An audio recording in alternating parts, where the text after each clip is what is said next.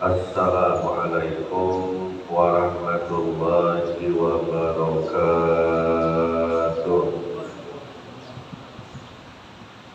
Alhamdulillah wa syukurillah wa la hawla wa la quwwata illa billah.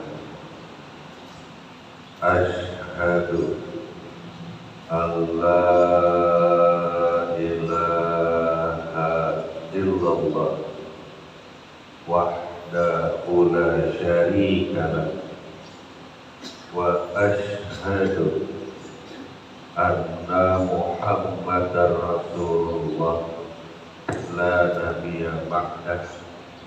Allahumma shalli wa sallim wa barik ala sayyidina wa nabiyyina wa maulana Muhammadin wa ala alihi wa sahbihi wa man tabi'ahum bi ihsan ila yaumiddin wa ba'du. Bapak-bapak, ibu-ibu, hadirin dan hadirat jamaah salat subuh Masjid Raya Darussalam Samarinda dimanapun berada, para pendengar radio dakwah Darussalam Samarinda dimanapun berada, para pemirsa akun Facebook Masjid Raya Darussalam dimanapun berada. Pertama-tama marilah kita memanjatkan puji syukur kehadiran Allah Subhanahu wa Ta'ala yang telah memberikan kepada kita rahmat dan karunia-Nya, yang telah memberikan kepada kita nikmat yang sangat banyak. Selanjutnya salawat dan salam terus kita sanjungkan kepada junjungan tercinta Nabi besar Muhammad sallallahu alaihi wasallam, juga kepada keluarga beliau yang hidup bagaikan bahtera keselamatan, nampak petunjuk pejalan yang lurus. Kita juga mohonkan curahan rahmat akan diberikan kepada para sahabat Rasulullah. Kita juga mohonkan curahan rahmat akan diberikan kepada para imam madhab, para muqallidin, para hufaz, para mufassirin, para fuqaha, para muhaddisin, para sufiyin, para tabi'in, para wali pemimpin umat, juga kepada guru-guru kita yang mengajarkan kebaikan kepada kita. Kita juga mohonkan curahan rahmat akan diberikan khususnya kepada kedua orang tua kita, baik yang masih hidup ataupun yang sudah meninggalkan dunia yang fana ini.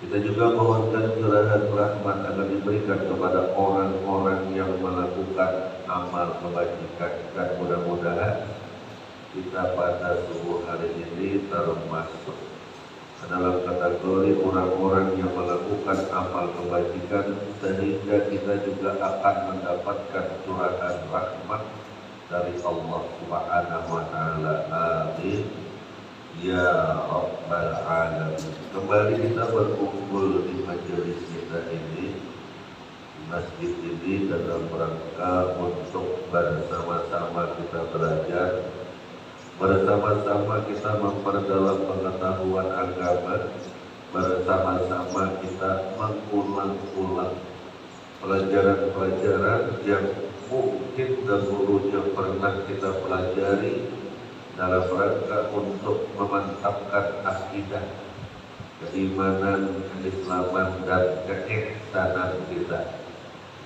Pada pertemuan yang telah lalu, kita mempelajari pasal menerangkan tentang metodenya Imam Al-Ghazali, metodenya Imam Ibnu Athaillah As-Sakandariyah, dan pada kesempatan kali ini kita akan mempelajari metodenya Imam Asy-Syafi'i. Metodenya Imam Al-Ghazali supaya kita mudah mempelajari ilmu, mendekatkan diri kepada Allah. Ada 3 cara. Yang pertama, takhalluli, pakai kha, titiknya di atas. Yang kedua, tidak pakai titik, tahalli. Yang ketiga, titiknya di dalam, tajalli. Jadi pelajaran dasar supaya kita bisa menerima ilmu, mendekatkan diri kepada Allah, supaya diri kita itu layak diisi dengan ilmu Allah. Yang pertama, takhalluli, bersihkan diri daripada sifat-sifat yang tercela. Ini sesuai dengan metodenya Imam Ibnu Athaillah As-Sakandariyah di dalam kalam hikmahnya, di dalam kitab Hikam. Uhrud min awsafi basyariyatika an kulli wasfin munaqidin li ubudiyatika litakuna lididahil haqqi mutiban wa min haddatihi qariban. Jadi sama, isinya sama, cuma beda bahasa, beda penyebutan, beda penjelasan. Takhalluli, bersihkan diri daripada sifat-sifat yang tercela. Metodenya Imam Ibnu Athaillah, uhrud min awsafi basariyatika an kulli wasfin munaqidin li'ubudiyatika. Keluarkan dari dalam dirimu, buang jauh-jauh dari dalam dirimu sifat-sifat kemanusiaan yang menyimpang daripada sifat-sifat kehambaan. Jadi di dalam diri kita ini ada sifat kemanusiaan yang sesuai dengan sifat kehambaan. Ada sifat kemanusiaan yang menyimpang daripada sifat-sifat kehambaan. Nah, yang menyimpang itu kita buat dalam bahasanya Imam Al-Ghazali, takhalluli, bersihkan diri daripada sifat-sifat yang tercela. Sifat-sifat yang tercela itu banyak sekali. Ada ulama yang mengatakan sifat tercela itu ada 2. Satu, ada ulama yang mengatakan sifat tercela itu ada 7. 2. Ada ulama yang mengatakan sifat tercela itu ada 49. Ada ulama yang mengatakan sifat tercela itu ada 70. Bahkan ada ulama yang menyusun kitab judulnya 200 sifat tercela. Oh, bayangkan. Makanya kita harus mengetahui ini sifat tercela ini, bagaimana cara membersihkannya, bagaimana cara membuang jauh-jauh dari dalam diri kita. Caranya, metodenya. Kalau sifat tercela kan kita mengetahui sudah, sifat tercela itu riya, ujub, sum'ah, kibir, takabur, hasad, hasud, malas, sombong, bakhil, hubud dunia, menghalalkan segala macam cara, takut akan kematian, dan seterusnya. Ulama-ulama yang membagi sifat tercela banyak sekali. Nah, bagaimana cara membersihkannya? Cara membersihkannya, kita harus mengetahui biangnya. Kita harus mengetahui biangnya. Kalau bahasa Banjar itu undasnya, bosnya, cikal bakalnya, bibitnya itu kita cari. Kalau bahasa bisul itu matanya itu kita cari. Karena kalau kita mengisi bisul, bawa ke rumah sakit, dikoreknya biar sampai matanya tuh habis. Nah, kalau kita di kampung, kita pikir aja sampai keluar biji matanya itu. Nah, itu kalau sudah keluar itu tidak akan tumbuh lagi, sudah bisul. Kita cari biangnya. Dari sekian banyak penyakit hati, dari sekian banyak sifat tercela, dari sekian banyak sifat kemanusiaan yang menyimpang daripada sifat kehambaan itu, kita cari biangnya mana. Oh, ternyata biangnya itu sombong. Biangnya itu sombong. Nah, sombong itu apa? Merasa diri lebih dari orang lain. dalam hal apa saja. Ketika diberikan Allah kelebihan, keutamaan, lalu merasa diri ini lebih daripada orang lain, itu sombong. Kalau ada unsur peremehan, takabur berarti. Jadi sombong dengan takabur itu beda tipis saja. Kalau dia sombong merasa diri lebih dari orang lain, lebih baik, lebih hebat, lebih nyaman. Kalau masakan lebih lezat masakannya. Kalau manajemen lebih rapi, merasa diri lebih rapi, berusaha untuk rapi wajib. Tapi merasa diri paling rapi, hati-hati. Berusaha untuk menjadi baik wajib. Tapi merasa diri paling baik, hati-hati, itu sebuah kehancuran. Kita berusaha untuk menjadi yang terbaik, itu sebuah kewajiban. Merasa diri paling baik itu sebuah kehancuran. Sombong, merasa diri lebih dari orang lain, sombong. Kita bersihkan dulu sombong dari dalam diri kita. Bagaimana cara membersihkannya? Bagaimana kita harus mengetahui apa itu sombong? Merasa diri lebih dari orang lain. Kita harus mengetahui cikal bakal kenapa ada sombong ini di dalam diri kita. Oh, ternyata sombong itu penyakitnya iblis. Ketika diperintahkan untuk sujud kepada Nabi Adam, iblis berkata, "Ana khairun minhu." Iblis berkata, itu bukan malaikat.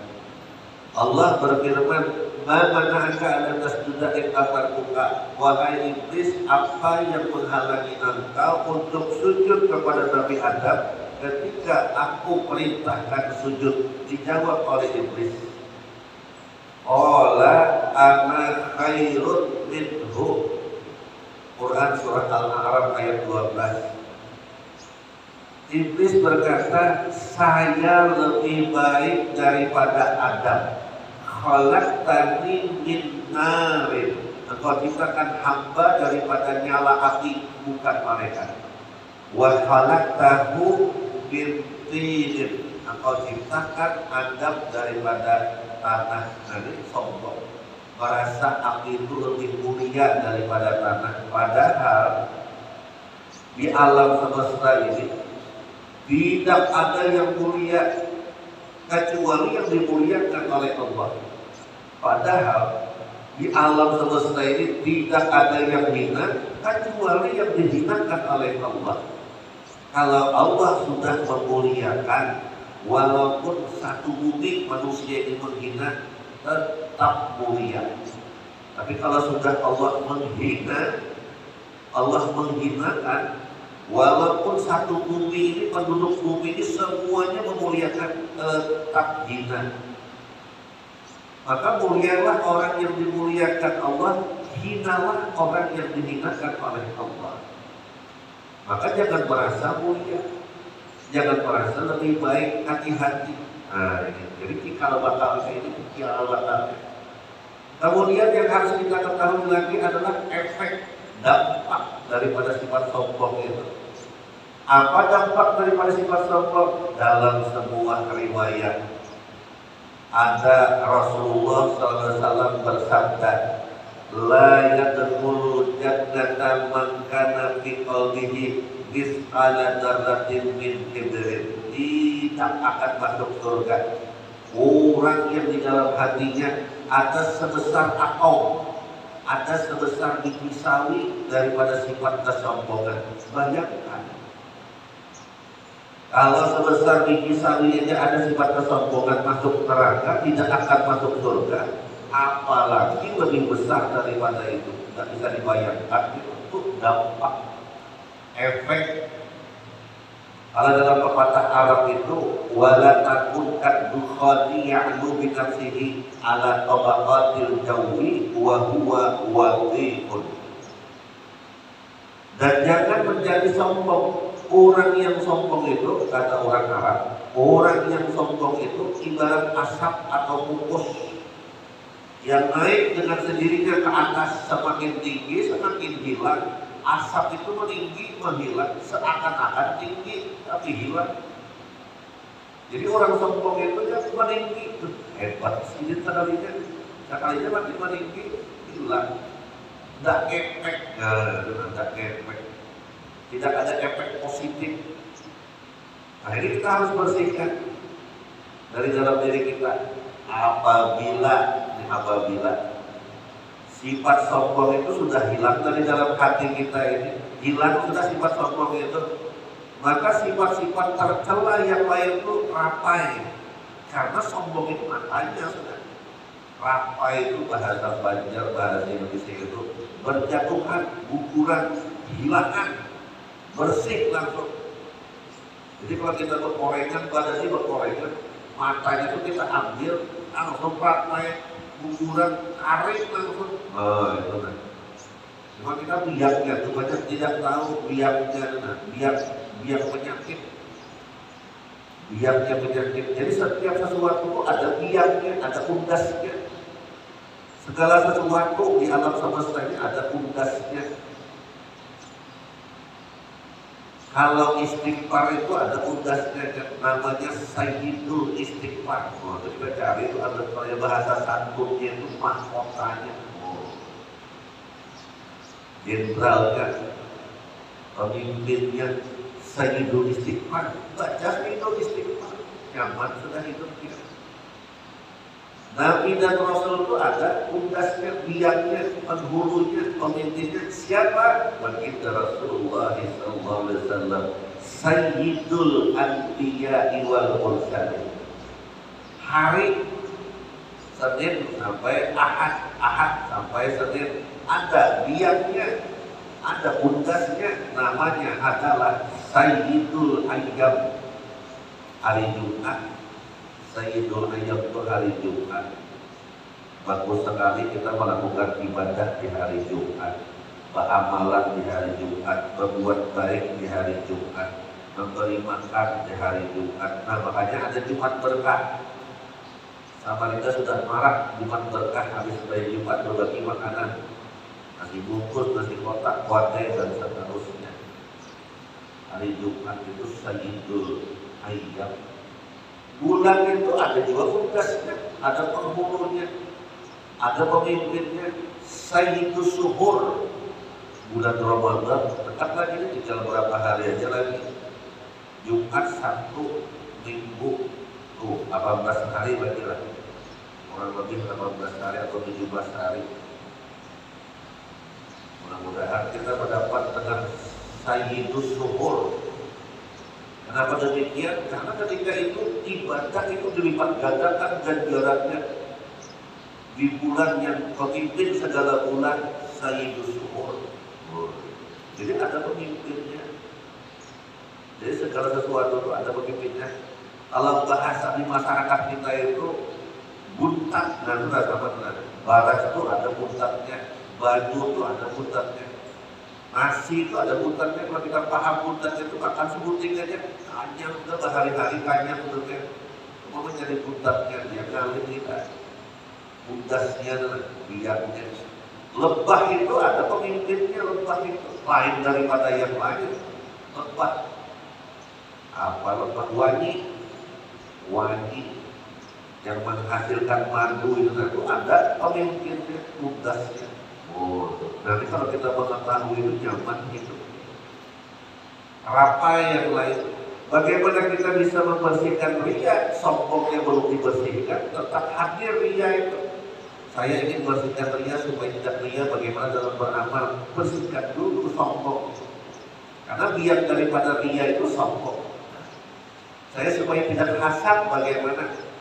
Hasad itu susah melihat orang lain senang. Hasad. Kalau hasud, ingin orang lain itu hancur. Jadi hasud.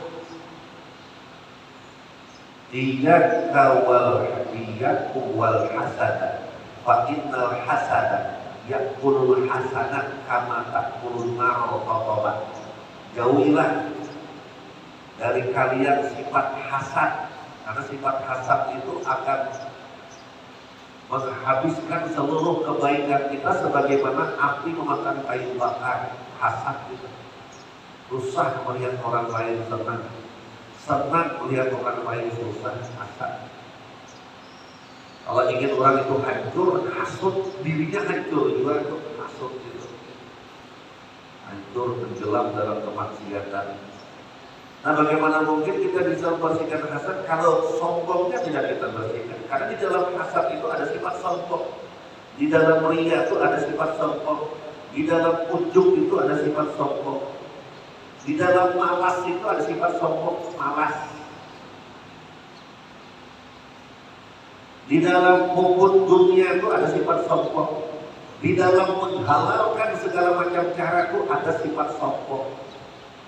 Mengerikan jadinya sifat sombong itu menghancurkan. Maka kita bersihkan ini dulu. Dari caranya seperti itu, maka akan rampai sifat-sifat yang lain, berjatuhan sifat-sifat yang lain. Yang kedua, tahalli. Kalau sudah bersih, tahalli, hiasi diri dengan sifat-sifat yang terpuji. Ukhruj min awsafi basariyatika an kulli wasfin munaqidin li ubudiyatika. Keluarkan dari dalam dirimu sifat-sifat kemanusiaan yang menyimpang daripada sifat-sifat kehambaan. Nah, yang menyimpang dua, yang sesuai dengan sifat kehambaan, sifat tanamkan ke dalam diri kita, dalam hati kita. Caranya bagaimana? Nah, harus tahu caranya lagi, karena sifat-sifat terpuji itu banyak sekali. Tawadhu, qanaah, syukur, sabar, itu sifat-sifat terpuji. Ridho, ikhlas. Kita cari mana biangnya, undasnya mana? Oh, ternyata undasnya itu ikhlas. Mukhlishina lahuddin, ikhlas dalam menjalankan perintah agama. Berarti kita harus ikhlas dalam beribadah, ikhlas dalam berbuat kebaikan, ikhlas itu biangnya. Kita hendak bersyukur, tapi ikhlasnya tidak ditanamkan, terjadi bersyukur. Kita hendak jadi orang sabar, saya pengen jadi orang sabar, tapi ikhlasnya belum ditanamkan, nggak jadi. Bahasa Banjar itu karena mau berikirnya, tidak mau melekat. Makanya sifat ikhlas dulu kita tanamkan. Kita tanamkan sifat ikhlas. Bagaimana cara menanamkannya? Nah, kita harus mengetahui apa itu ikhlas. Kalau bahasa Kiai Ulum di pesantren itu, ikhlas itu sepi in pamrih, tidak mengharapkan balasan. Kalau bahasanya Imam Ghazali itu ada 3. Ikhlasnya orang awam, ikhlasnya orang awas, ikhlasnya orang awasul awas. Jadi ikhlasnya orang awam berbuat baik, beribadah, mengharapkan ganjaran dunia, mengharapkan ganjaran akhirat. Ikhlas itu. Tapi ikhlasnya orang awam, ganjaran dunia apa? Rezeki nyaman, lancar, badan sehat, keluarga aman tentram. Nah, ini ganjaran dunia ini. Ya, urusan mudah itu ganjaran dunia. Ganjaran akhirat apa? Ganjaran akhirat dijauhkan dari api neraka, dimasukkan ke dalam surga. Orang yang awam berbuat baik, ikhlas, mengharapkan ganjaran dunia, mengharapkan ganjaran akhirat. Bolehlah seperti itu, boleh. Menurut Imam Al-Ghazali itu ikhlasnya orang awam. Yang kedua, ikhlasnya orang khawas. Dia berbuat baik, dia beribadah, tidak mengharapkan ganjaran dunia. Tidak peduli orang memberi atau tidak, menyanjung atau tidak peduli. Terus beribadah, terus berbuat baik. Yang ada di dalam dirinya adalah mengharapkan ganjaran akhirat, dijauhkan dari api neraka, dimasukkan ke dalam surga. Ini khawas. Yang ketiga, khawasul khawas, orang arif billah.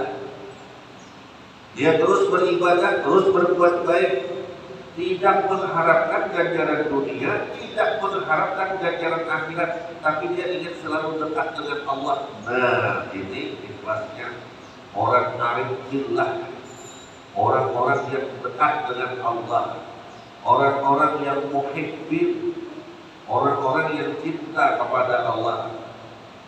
Ada waliullah yang terkenal dari kalangan perempuan, namanya adalah Rabi'atul Adawiyah.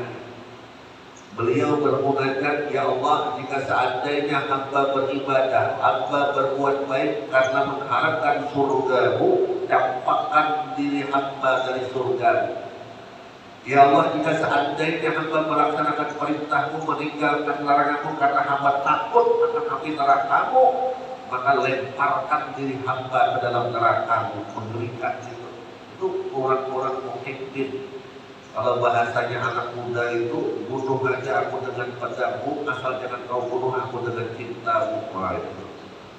Kalau sudah cinta itu biar bunuh kan kudaki, lautan kan kuseberangi. Masjid jangan dilewati. Jadi masjid dilewati aja. Jadi kalau sudah cinta itu seperti itu. Bahkan ada yang paling konyol. Kalau sudah cinta melekat, mengerikan. Mengerikan itu. Belum tidak mau itu, saya tidak mau itu. Katanya kalau sudah cinta melekat, tahi kucing rasa cepat, jauhkan bala ya Allah. Itu buta berarti cintanya itu. Dan jangan sampai cinta kita itu buta, jangan sampai. Kita tunjukkan kepada Allah Subhanahu wa Ta'ala. Nah, ini ikhlas, ya kan? Ikhlas, kita mengetahui ikhlas. Ikhlas ini kita tanamkan dalam diri kita. Latihan ikhlas setiap hari. Latihan, tapi perlu latihan.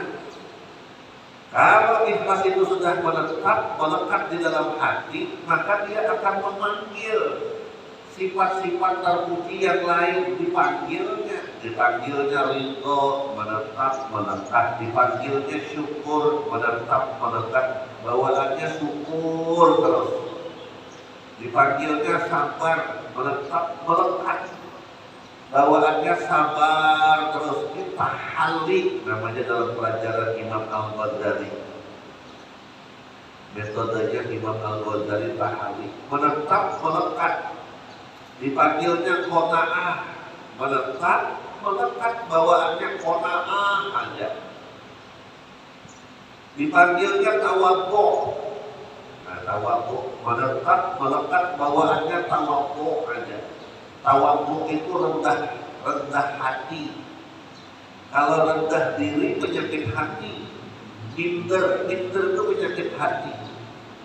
Kalau rendah hati sifat terpuji. Ketika diberikan kemuliaan, ketika diberikan keutamaan, ketika diberikan kelebihan dalam kehidupan sehari-hari, dalam bidang harta, dalam bidang ilmu, dalam bidang apa saja, diberikan Allah kelebihan, tapi dia tidak sombong. Ini tawadhu namanya. Ulama Arab mengatakan tawadhu takutkan najmi laha linadirin ala sofahatil mani wa huwa rafi'un. Jadilah orang yang tawadhu, rendah hati.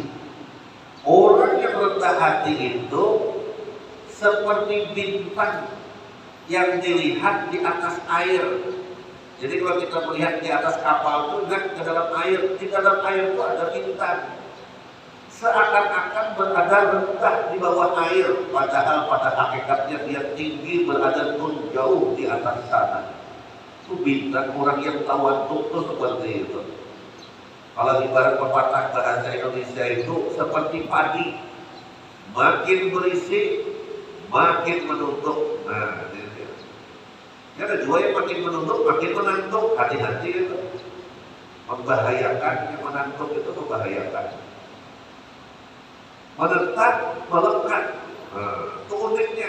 Jadi kalau sudah di dalam diri ini ikhlas, ridho, menetap, melekat, syukur, sabar, qanaah, tawadhu, menetap, melekat, dipenuhi dengan sifat-sifat yang terpuji, maka di dalam metodenya Imam Al-Ghazali titiknya di dalam tajalli. Yang dilihat itu kehebatan Allah, kemana saja menghadap hebatnya Allah Ta'ala. Aina matuwallu fastamma wajhullah. Kemana saja ia menghadapkan badannya kemana saja ia menghadapkan, jiwanya kemana saja ia menghadapkan, rohnya kemana saja ia menghadapkan pandangannya. Yang dipandangnya betapa hebatnya Allah Ta'ala. Melihat kebaikan, hebatnya Allah Ta'ala. Melihat kecurangan, hebatnya Allah Ta'ala. Yang dipandangnya itu memandang kehebatan Allah, bukan kehebatan makhluk. Yang ada itu hebatnya Allah Ta'ala, tanda-tanda kehebatan Allah yang dilihatnya. Nah, ini sudah kita pelajari. Metode yang ketiga, metodenya Imam Asy-Syafi'i, syakautu ilal waqi su'ahiddi fa'arsadani bi'attarqil ma'ashi wa akhbarani bi'annal ilma nurun wa nurullah la yuhda lil 'ashi. Kata Imam Asy-Syafi'i dalam Kalam Hikmahnya, aku mengadu kepada guruku Imam Waqi tentang susahnya menghafal. Tuh, bagi mereka yang susah belajar, susah menghafal, ini metodenya. Aku mengadu kepada guruku tentang susahnya menghafal. Saya tidak bisa bayangkan ketika membaca kalimat ini, kalam ini tidak bisa membayangkan orang sekelas Imam Syafi'i mengadu kepada gurunya tentang susahnya belajar. Tapi ini ternyata pelajaran bagi murid-murid beliau, bagi pengikut-pengikut beliau, bagi umat manusia semuanya. Kalau susah belajar, fa'arsadani bi'antarqil ma'ashi. Lalu mengabarkan, menasihati aku, guruku menasihati aku agar aku meninggalkan berbagai macam kemaksiatan. Loh, tidak bisa dibayangkan orang sekelas Imam Syafi'i disuruh meninggalkan berbagai macam kemaksiatan. Itu tidak bisa dibayangkan. Umur 7 tahun hafal Quran, umur 15 tahun hafal kitab Al-Muwatta, kitab fikihnya Imam Malik. Tidak bisa dibayangkan. Wa akhbarani bi annal ilma nur. Lalu mengabarkan kepadaku bahwasanya ilmu itu adalah cahaya. Ilmu itu cahaya. Apalagi ilmu mendekatkan diri kepada Allah. Wa nurullah la yuhda lil 'ashi. Dan cahaya Allah tidak diberikan kepada orang yang di dalam dirinya penuh dengan kemaksiatan. Nah, ini kan sifat-sifat tercela maksiat itu. Nah, tinggal kita aja lagi. Mudah-mudahan kita bisa mengamalkannya ke dalam kehidupan sehari-hari. Sebelum diakhiri mungkin ada pertanyaan. Betul. Ini Pak Ustaz, yang tadi ini Imam Syafi'i dia begini. Barangkali karena bibit yang unggul. Kalau kita ini mungkin bibit yang tidak unggul. Jadi bagaimana itu supaya bisa mencapai tujuan? Ada lagi ini Pak, yang menimpa kita Pak Ustaz ini tidak enak, tak enak. Jadi kadang enak, kadang tidak enak. Jadi yang saya mau tanyakan ini, apa itu contoh-contohnya? Kalau teguran, dan apa juga contohnya? Kalau cobaan, dan cobaan Allah ini berarti kualitas yang mau dilihat oleh Allah Subhanahu wa Ta'ala. Mau penjelasan? Terima kasih. Terima kasih. Tadi kata beliau, kalau Imam Syafi'i itu bibitnya bibit unggul. Makanya saya bilang ketika saya membaca alam ini, sakautu ilal waqi su'ahiddi, aku mengadu kepada guruku tentang susahnya menghafal. Saya tidak habis pikir orang sekelas Imam Syafi'i mengadu kepada gurunya tentang susahnya menghafal. Ternyata ini pelajaran bagi kita, bukan bagi Imam Asy-Syafi'i. Fa'arsadani bi'antarqil ma'asi, lalu mengabarkan kepadaku agar aku meninggalkan kemaksiatan. Ini nasihat Imam Syafi'i kepada murid-murid beliau, termasuk kepada kita. Jadi bagi mereka yang susah menghafal, susah belajar, susah mempelajari ilmu mendekatkan diri kepada Allah, berarti harus introspeksi diri. Introspeksi diri. Mungkin banyak dosa, banyak istighfar. Wa akhbarani bi anna ilma nur, lalu mengabarkan kepadaku ilmu itu ibarat cahaya. Wa nurullah la yuhda lil 'ashi, Dan cahaya Allah tidak diberikan kepada orang yang di dalam dirinya penuh dengan kemaksiatan. Nah, supaya bisa masuk cahaya Allah tadi bagaimana? Bersihkan diri kita dari berbagai macam penyakit hati, dari berbagai macam sifat-sifat tercela. Yang kedua, ada yang enak, ada yang tidak enak yang diberikan itu. Bagi orang yang beriman, tidak ada yang tidak baik. Baik semuanya. Ketika diberikan kenikmatan dia bersyukur, bersyukur itu baik. Ketika diberikan musibah malapetaka bencana, dia bersabar, sabar itu baik. Tidak ada yang tidak baik, baik semuanya. Ketika tingkatan kita saja dalam menghadapi situasi, apakah kenikmatan atau penderitaan, musibah malapetaka bencana. Nah, kebanyakan dari kita itu menganggap musibah itu adalah penderitaan kita yang paling menderita sedunia. Padahal tidak. Apa yang kita alami dari musibah malapetaka bencana itu sudah dialami orang-orang sebelum kita. Contoh, saya ketipu 1 juta. Ditipu orang 1 juta, penderitanya luar biasa. Padahal ada orang sebelum saya yang ditipu 10 juta. Bahkan 100 juta. Bahkan beratus-ratus juta. Ada yang semakin dekat kepada Allah, ada yang semakin jauh dari Allah. Nah, kita yang mana? Umpamanya minta maaf, minta ampun, anak meninggal. Sebelum kita sudah ada orang yang punya anak meninggal. Umpamanya minta maaf, minta ampun, pasangan hidupnya meninggal. Orang sebelum kita sudah banyak yang pasangan hidupnya meninggal. Ada yang semakin dekat kepada Allah, ada yang semakin jauh dari Allah. Kita yang mana? Yang istimewa, yang semakin dekat kepada Allah. Kira-kira demikian. Sama-sama, mudah-mudahan ada manfaatnya, mudah-mudahan bisa kita amalkan dalam kehidupan sehari-hari. Mudah-mudahan Allah memberikan petunjuknya kepada kita semua agar kita selamat di dunia, selamat di akhirat. Al-Fatihah. A'udzu billahi minasy syaithanir rajim. Bismillahirrahmanirrahim. Alhamdulillahi rabbil alamin. Ar-Rahmanir Rahim. مالك يوم الدين إياك نعبد وإياك نستعين اهدنا الصراط المستقيم صراط الذين أنعمت عليهم غير المغضوب عليهم ولا